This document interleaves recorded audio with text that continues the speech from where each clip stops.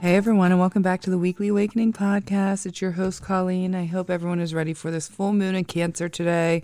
I'm going to jump into that. We got a full moon in Cancer, and it is opposite Pluto in Capricorn, as well as that is a degree opposite, but it is a sign opposite of Venus retrograde. So we will talk about that. But I also want to let everyone know that we will be talking about Mercury retrograde on this episode. There are 4 in this year, and this first Mercury retrograde is kicking off in Aquarius. I hope everyone got to listen to my episode last week with Daniel Beck, the astrologer. It was awesome. He's very enlightening. He's funny to talk to listen, and I hope one day I can achieve his level of knowledge.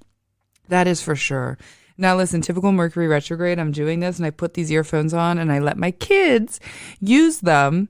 And for some reason, the right one is not working. So all of a sudden I'm like, okay, Mercury retrograde, thank you. Something's not working, or my kids screwed it up, one or the other. But it is snowing here in Philadelphia and it is cold. We are definitely hitting winter. And I can tell you, I have not been good with my New Year's, new me, who am I plan.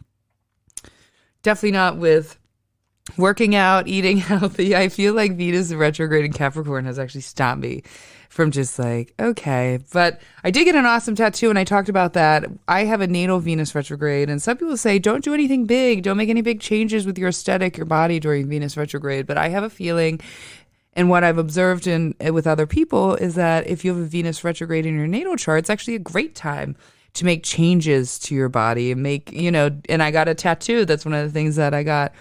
I've had a lot over this Venus retrograde, but I got a tattoo. He is so good. All right. Steve Martin down at Black Moth Tattoo in Ardmore. It's like the first tattoo shop on the main line, at least that I have ever seen. And he's extremely talented. He's a double Taurus, and he has a Venus, his hosting planet, in Gemini. And he also has a Mercury in Aries in the 12th house. So he has like a lot of darker images. And what I love about him is when you go, you have to go. He's a few months booked out, but he definitely has that Taurus energy of like, I'm going to go at my pace and you're not going to stop me. And it's like, it kind of is like a meditation, just getting there and waiting him to draw it up. And he just sees the art. He sees it in you. He sees what you have. He sees how he can bring it to life. And he's probably, I found my tattoo artist for the rest of my life, honestly. He is definitely it. And I really highly recommend him. So let's jump into this Cancer full moon, which is opposite, Pluto. So that's a strong one, right? We have the full moon in Cancer, the sign of the mother, right? The sign of the crab. And I think it's interesting, as this full moon was approaching, that we had that volcano erupt in the middle of the ocean, because that sometimes is what a full moon feels like, right? The Cancer, all of a sudden it's like the explosion. Think about the mother who it's all been too much for her, so she explodes. That with that warning, I already screamed to my kids tonight, and I did not want to. Watch your temper a little bit around your kids. It's going to be a little bit easier to fly off the handle in general with full moons. But I really feel with this one strongly is seeing that's in the mother sign. We have Venus retrograding, and so it's opposite by the house. I feel like this is going to be very easy for us to want to like scream at our kids. And, with Mercury retrograde, we just want to not scream at our kids. Do what you need to do during this full moon. Know that you're going to be a little more agitated. So tomorrow, it's a day off for everyone. So while your kids are lying around, they're fighting, they're yelling, try to think of something productive. Try to show them crystals. Try to figure out ways, or you just go walk away and do what you need to do. Drink, smoke, whatever it is. Figure it out. Watch your temper. That's number one with this. There's going to be a lot of conclusions with friends, family, and lovers. A death and rebirth. No death. I don't mean people are going to die, but there's going to be a death in our relationships or friendships. Meaning there might be, and it's not always bad. Sometimes that ending can bring a brand new beginning. It doesn't mean that person's fully leaving you, but there might be some sort of conclusion with a friend. You guys finally are able to come full circle, or you might see, hey, this friendship has run its course. I don't think that's, what's going to happen. You may set up family boundaries, and those boundaries might come from yelling or a fight or some sort of thing like that. Same with lovers. You're also going to be able to finally express your feelings to another. I think this Cancer full moon, those, again, think of the volcano that just blew up in the ocean. It's sort of like sometimes we need to have a little bit of an anger, a little bit of an explosion and fight to move beyond something. Sometimes two people can't, something is between them, the energy, and they can't put words to it. And oftentimes, there's a balance between fighting, but sometimes I think there's nothing like a good fight to get stuff out, to express, to get beyond a problem. So you might finally be able to express something, right? You finally, someone, your child, your husband, your work, your lover, whatever it is, they trigger something in you when you're finally being able to say, stop it. I don't like that. I don't want that. I don't this, that. And that will lead to hopefully a brand new beginning. Again, children might be extra today with this full moon. With opposite Pluto, we're going to see a lot of surrender, a lot of like, I can't do this anymore. I can't drink anymore. You've been watching my journey. I've been pretty good with not smoking pot, so I can't smoke pot anymore. Or a surrender to your emotions. Like I surrender to feeling this way. I'm ready to give up. I'm ready to find something new. I'm ready to not feel that anymore. Surrender to your day. Abandon. There might be all of a sudden someone abandons you, a friend, a family, a lover, all of a sudden they're there and they abandon you or they ghost you. Feelings of abandonment might come up. It might be strong right now, and where you were not loved, or as a child, where were you abandoned? There's always a rebirth with that. The unseen, right? Pluto rules the underworld. So sometimes there can be, all of a sudden we see something we couldn't see. We were blinded by it. We were either blinded by the words of a lover, or blinded by the words of a friend, a family, an institution, something. And all of a sudden we can just see it now. Oh my God, I see what they mean. I see what's happening. I see everything. The negative side, finally being able to see the negativity in something, in yourself, in someone else. All of a sudden you're like, wait, that habit has not been healthy. That person has not been healthy. This has been very bad. So it's kind of like all those tying together, surrender, negativity. And again, we're going to see the underworld of your emotions when we have this. And particularly because it is happening, with the Pluto, so opposite Pluto. So that's what we can expect. And with the full moon, it's a good time to, I think this, some people don't agree with certain times to put your crystals out. You don't want to do it with every full moon, depending on what all is happening out there. But I think this is good because I think it'll be a good full moon rebirth, and a rebirth for our crystals, especially, the first full moon of 2022. So focus on death and rebirth. And what do you want to let go of? What do you want to have a death and birth around? And focus a ritual on that. There's lots of different ways to have a ritual, through a bath, through a shower, through grounding yourself. I mean, if you're not in this area and it's somewhere warmer, get outside, have a fire and burn. I love that. Write something and burn it or bury it. Something to release those emotions. What feels good to you? And again, some people get a little more ceremonial, a little more ritual, and that's fine too. The last full moon back in December, if you saw, I had collected all my things from the Hair Healer podcast, and I started with my manifestation list, all that stuff, and I just burned it all. All the expectations of what I had thought this was going to be when it first started, I let go of all of that. I'm happy to how it's evolved today. So focus on letting go of that and just honoring yourself and being good to yourself with whatever comes up.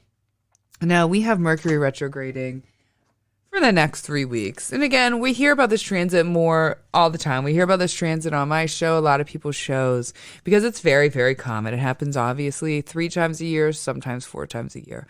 And I love going over it. It's a fun transit. And people who are Mercury ruled tend to feel this the most in a way. So again, we're going to say the Virgos out there, right? The Virgos, this is happening in our 11th house. Oh, I mean, Mercury retrograde. No, I'm sorry.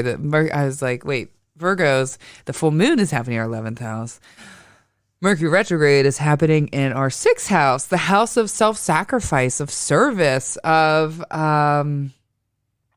it's bad luck. It's not always, it's a working house. It's a house of pets. There's a lot going on there, good and bad. So Mercury retrograding for Virgo risings, I feel like will be, and Saturn's there too. It might be a turnaround with like all of a sudden you might get some rewards, especially with Saturn there, from the work that you had put in, the sacrificing, the going, all the extra time that you've put into something.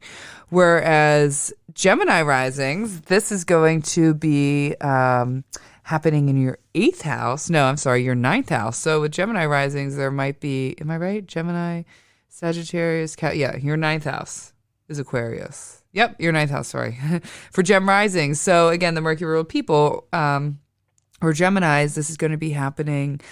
And you're going to maybe decide to like go back to school. You might want to go somewhere else. You might want to travel. You might all of a sudden get into spirituality or some sort of higher learning. So different things like that can be where Mercury retrograde is showing up. It's a good time to anything. Rethink, restart, revisit, recycle. That's why it comes around. Two of the things that Mercury rules is our communication and our thinking, our messages, our downloads. I think particularly that we have this retrograding with Saturn, in the same house. We're going to be, as far as downloads, receiving a lot of family downloads, a lot of family karma. We might even be hearing or being reached out from old family members, or we might see how our family's karma has played. And oftentimes we want to look at just, when I say our ancestral karma, the ways of my grandmother lived in my mother, and those ways were brought onto me, and they live in me, right? Different. We don't even subconsciously know how much our ancestors had maybe affected us in one way or another. So you might get a letter, all of a sudden a letter your uncle shows you that was from 100 years ago that a great-grandmother wrote. Things like that. They might be reaching out to you. This is a good time, too, to do some rituals, reaching out to your ancestors, reaching out, asking for guidance, for help. I believe that they're always around. They're always there wanting us to reach out. So again, you're going to feel some of that. There also can be during this time, because we can have fights, we can have miscommunications. It's definitely this isn't the time I would recommend the next 3 weeks to sit down with the boss and tell him something that you're upset about or something you don't like, or even a mistreatment, unless this has been brought up many times before. Then this will be maybe another revisit for a clearing. That's what you got to look at. However, if it's being brought up new, all of a sudden these are being brought up new, the communication, maybe don't go there. There might be some sort of repercussions for your words, because we have that. And I think especially with Saturn, we have like stronger repercussions with our words, with that happening in there. So again, recycle, revisit. There might even the next couple weeks be, and I said with Libra risings, as well as Leo risings, whether reaching out or being reached out to by their exes. I think with Mercury retrograde, especially because we still have Venus retrograding. So there might be a little bit of some excommunication. Today at the grocery store, I saw someone who I knew, a girl that I knew was kind of friends with like 7 years ago. A little bit of Venus and Mercury retrograde. You're just kind of like, hey, you see people out of nowhere. But again, you can always count on technology failings. It's annoying, but remember, just 10 years ago, we were certainly working at a much slower pace than we are now. So I think that's why half the annoyances are like, oh my God, my email won't load, something like that. Meanwhile, we were used to dialing up internet. And so eventually everything will turn on, everything will work out, but there is definitely some kind of crazy communication errors all day today. Computer's not running. I was at a store and they were like, oh, some reason the whole cash register thing is jammed up. This won't work. And I said, Mercury retrograde. And of course he was just like, oh, okay. I'm like, yeah, okay. So that is a time that we can expect. Again, I say this every time. It's a time to restart something. It's not a time to start something new. The reason why they say that is because Mercury is a trickster planet. It's a tricky planet. And a lot of times information can be hidden, right? It's an informative planet. So we find a brand new house today. Like I just saw this. I did not see this house, but I'm using it as an example. I just saw this house today. I want to go look at it. It feels like the perfect house. That's the house I want.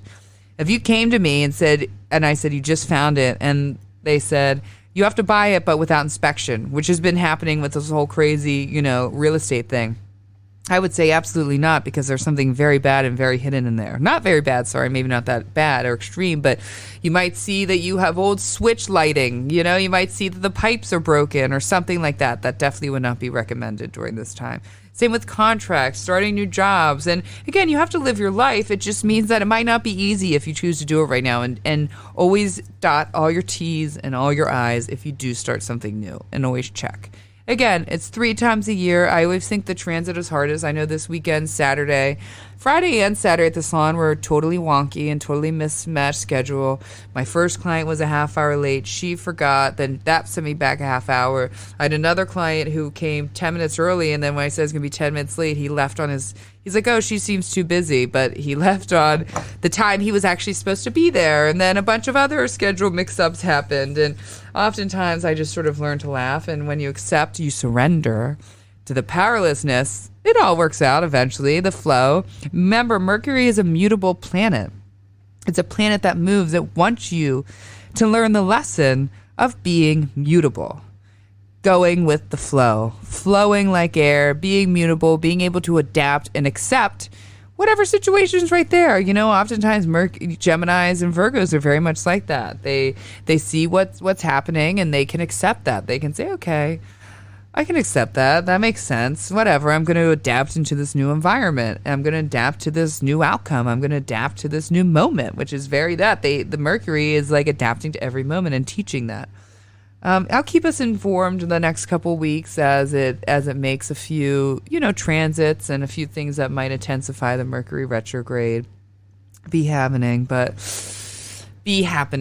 mean, again, every time I do these episodes, I always screw up some words. For some reason, this is the first episode of Mercury retrograde, and I have not, knock on wood, screwed up too bad. But if you've listened to me for a long time, I'll be like, oh my God. I'll mix match my whole words, vocabulary, whatever it is. So get ready for some what the fuck moments. But remember, those what the fuck moments can teach you how to be adaptable and how to go with the flow. This Thursday, premiering Jersey Joe. Check out his YouTube channel. Check out I think YouTube is mainly what he does. He's on Instagram at Jersey Joe. But YouTube is his big thing, and he runs 4 shows a week. He runs like a game show, he runs a gambling show, another type of show, but I will be on there doing the year ahead astrology report. This is the third year ahead I've done with him. I've known Joe since I was born. He was on my podcast, I feel like episode 38. He lives in New York. Jersey City, actually, but works in New York City. And he asks me every year, and it's so cool because each year I can compare myself to me. I'm like, oh my God, this time I felt like I was more confident than I had been the last 2 years. And I'm thinking, damn, I definitely know way more about astrology than I knew last year. And definitely the year before. I definitely know so much more. And I'm excited, I said, till next year when I do this, how much more I'm going to learn. And if you're new to astrology, you're listening to astrology, you're understanding astrology, that is what's important. This is a very vast language. It's a very vast understanding. And you need to compare yourself to you. I've done a lot of work and a lot of studying. And when you can reflect on the year back, you can see, oh my God, I've come a long way. And those of you who have been listening from the beginning and with my astrology, I think you guys could probably also say, wow, she's come a long way with the astrology. So don't give up. Don't stop studying. And I feel like we will always feel, well, we're always supposed to be teachers, especially in astrology, but we're always going to feel like there's going to be someone who has more knowledge. And we can talk about that across all professions, across all desires, dreams, whatever.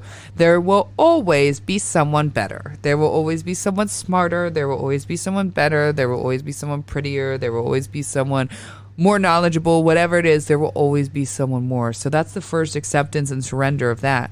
And when we get beyond that, then we learn to compare ourselves to us. That's all we can do, right? Because everyone has their own journey, their own purpose, whatever it is. Compare yourself to you in whatever you do, in your work, in your beauty, in your desires, whatever it is. Compare yourself to you. That is your weekly awakening, all right? Stop comparing yourself to others and compare yourself to you. That's the only way you will see your true growth. I promise you that. Again, thank you for everyone. Make sure you subscribe to this and then you can know every time an episode comes up. I have more people lined up that I'm going to be interviewing. Check out that Daniel Beck episode. It's definitely a fun episode to listen to. And thank you, everyone. Follow me on Cosmic Colleen, 1C across the board. On Twitter, it's Cosmic Colleen _. And I hope everyone has a fabulous week. Remember, watch what you communicate to people. And it's a good time to anything. All right. Have a beautiful day. Love you all. Goodbye.